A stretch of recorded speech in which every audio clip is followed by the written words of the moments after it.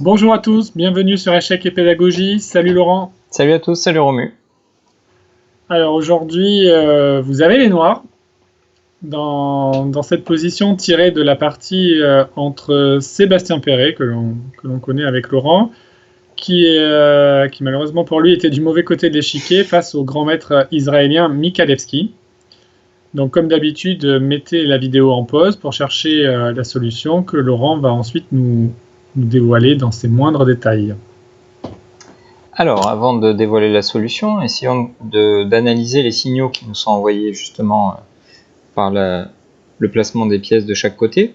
On constate en premier lieu que la partie a pris un tournant assez tranchant, puisque les rois ont choisi des directions opposées pour se mettre à l'abri, et on sait que traditionnellement, les rocs opposés donnent des parties assez tactiques, ou en tout cas avec des attaques mutuelles. On constate également que les noirs semblent avoir des pièces quand même plus actives, ou en tout cas mieux placées, mieux coordonnées. Qu'est-ce qui nous fait penser ça? D'une part, les noirs disposent de la paire de fous dans une position relativement ouverte, ce qui est très souvent un avantage. On constate que ce fou G7 est magnifiquement placé sur la diagonale, la plus grande diagonale de l'échiquier, mais aussi le fou F5, qui est le fou que l'adversaire n'a pas.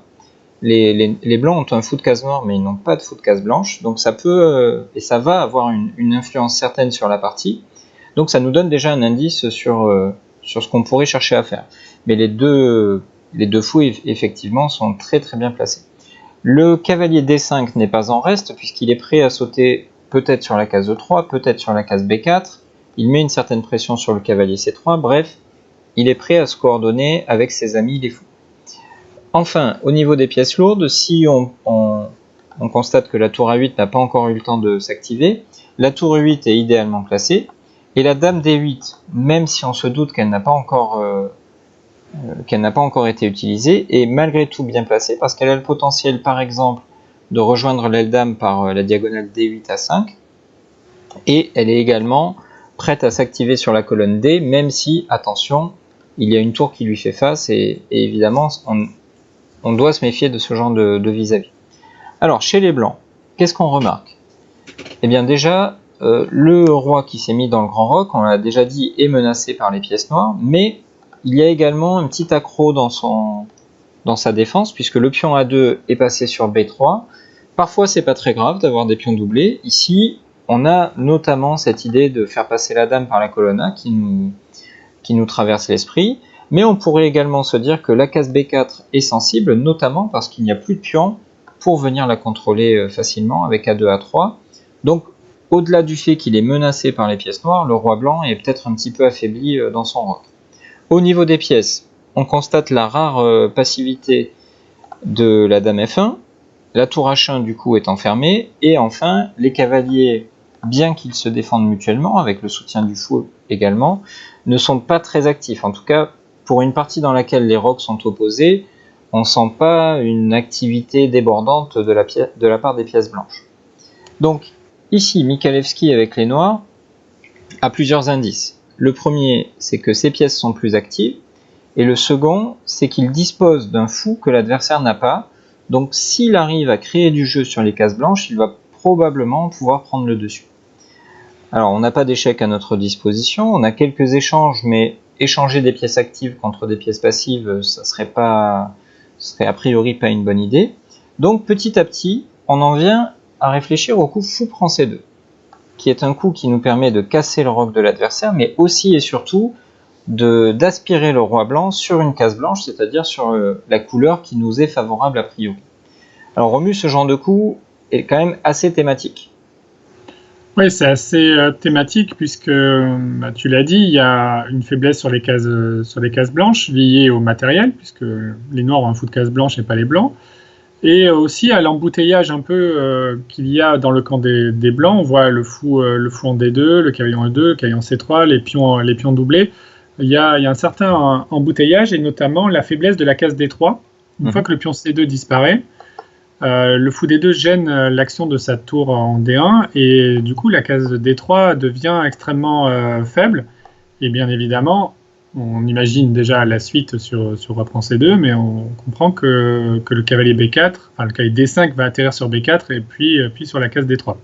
Oui, on va attaquer sur les cases blanches. De toute façon, là, on a à la fois affaibli la case D3, mais aussi aspiré le roi sur une case blanche. Donc, tout est en train de se goupiller à merveille. Ouais. Donc, la partie, c'est roi prend C2, ce que tu vas nous expliquer tout à l'heure, mais il faut toujours envisager quand même les coups intermédiaires du type cavalier prend D5, qui n'est pas bon, mais qu'il fallait quand même envisager, avec l'idée d'éliminer ce fameux cavalier qui, on le comprend bien, va nous faire des misères. Mais malheureusement pour les blancs, la tour D1 se retrouve en prise, et donc les noirs pourraient tout simplement faire fou prend D1, avec une qualité et un pion d'avance, sans parler du roi blanc qui est relativement affaibli, et on ne voit pas de moyen de continuer la partie de manière décente avec les blancs. Le cavalier E2 et en plus est attaqué, donc c'est complètement fini. Ouais, il n'y a pas de coup intermédiaire, il n'y a pas de miracle. Encore une fois, les pièces blanches sont tellement passives qu'on comprend bien qu'elles ne pourront pas s'en sortir. Donc après fou prend C2, le vitrolé a donc choisi roi prend C2. Finalement, on est un petit peu téléguidé ici avec les blancs, on n'a pas trop le choix. Et donc, comme tu nous l'as dit, cavalier B4 arrive avec échec, c'est très logique. Et on sent justement l'enchaînement des coups d'attaque et vraiment les blancs sont dans les cordes. Alors Sébastien a choisi roi B1. S'il avait choisi roi C1, finalement le coup était le même que dans la partie. On fait dame D3, on sent bien la domination absolue des cases blanches avec cette menace de mat en C2, pardon. Le seul moyen pour éviter ce mat, c'est de jouer cavalier D4, de rendre le matériel. Mais ici, après tout simplement fou prend D4, on réitère notre menace en C2, ça force l'échange des dames. On fait échec, le roi doit se déplacer, et un malheur n'arrivant jamais seul pour les blancs qui ont déjà perdu un pion sur cette combinaison, ils vont aussi perdre une qualité avec cavalier F2, et évidemment, il n'y a aucun espoir de sauver la partie désormais avec les blancs.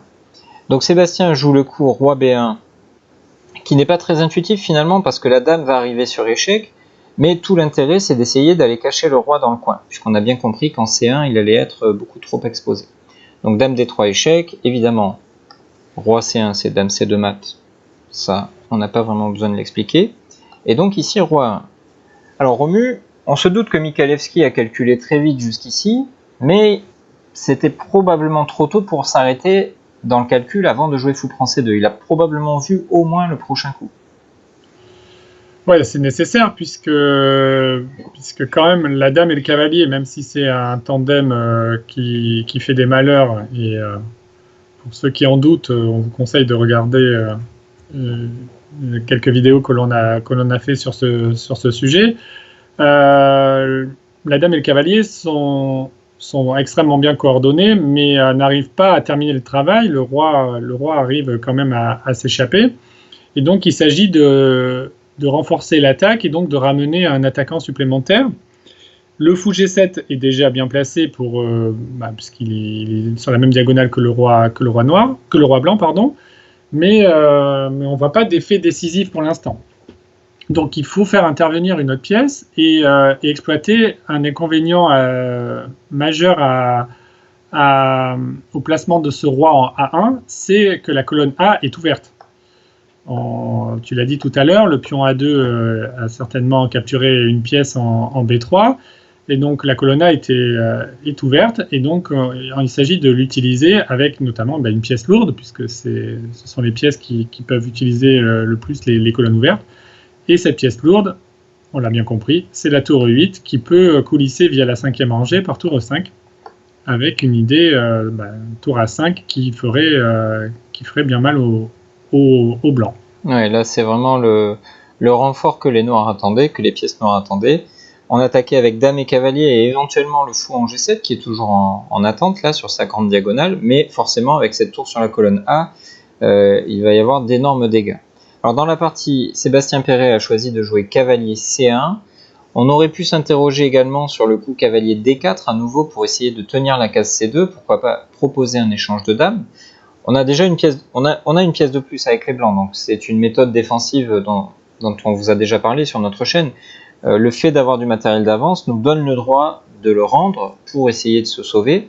Malheureusement, ici, après dame prend D4, l'attaque noire continue, et même un coup comme fou H6, pour exploiter le vis-à-vis dont on a déjà parlé, et se donner des chances de réduire le nombre de pièces sur l'échiquier, pour alléger un petit peu la pression, même cette idée-là ne fonctionne pas, parce qu'ici, les noirs auraient une très jolie fin possible avec tour à 5 échecs, et après roi B1, bien sûr, on pourrait se contenter d'enlever la dame, d'avoir un pion de plus et une meilleure position, mais il y a le très joli, très esthétique, dame prend C3, et après pion prend dame, fou prend C3, et la coordination des pièces est parfaite. Le cavalier tient les cases blanches, le fou tient la case noire en B2, mais aussi la case A1, et va donc permettre à la tour de venir sur A1 et de faire un joli mat avec aucune pièce blanche susceptible de venir défendre son roi. Donc cavalier D4 ne fonctionne pas. Sébastien a choisi un coup un peu plus humain avec cavalier C1. L'idée étant que on propose l'échange des dames dont on a déjà parlé. La dame est également attaquée par le cavalier et on essaie de renforcer la case A2. Donc ça paraît un coup intelligent. Et après tour à 5 échecs qui évidemment était à l'agenda, ici deux possibilités pour couvrir l'échec, soit cavalier A4, soit un cavalier sur A2.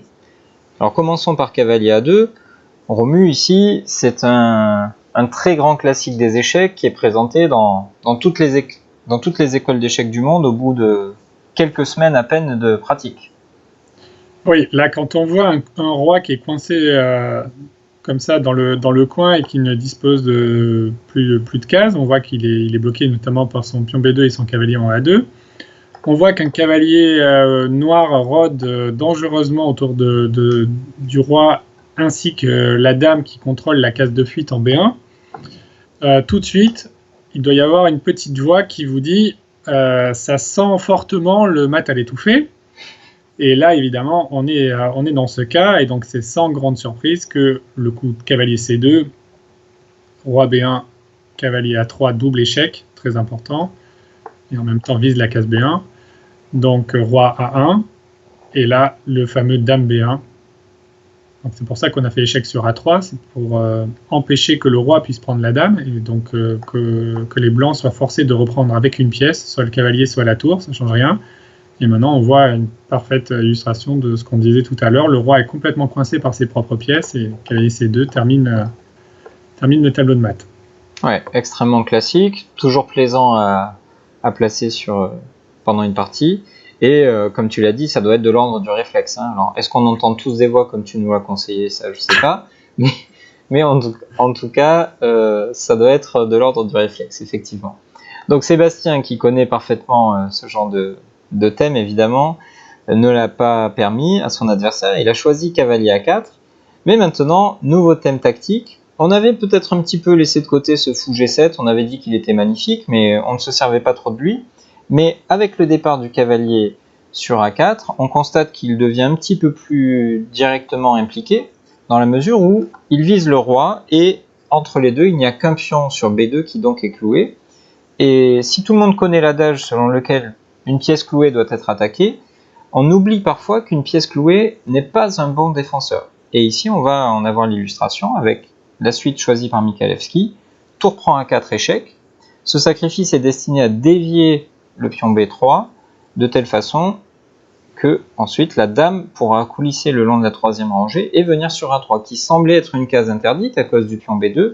Mais n'oublions pas qu'un pion qui est cloué n'est pas, ou une pièce d'ailleurs qui est clouée, n'est pas un bon défenseur. Et donc ici, on remercie le fou G7 à la fois pour le clouage, mais aussi pour l'attaque du pion B2, ce qui signifie, alors Sébastien a abandonné ici a priori, mais ça signifie qu'après roi B1, il y avait tout simplement un mat par dame prend B2 si j'arrive à déplacer les pièces.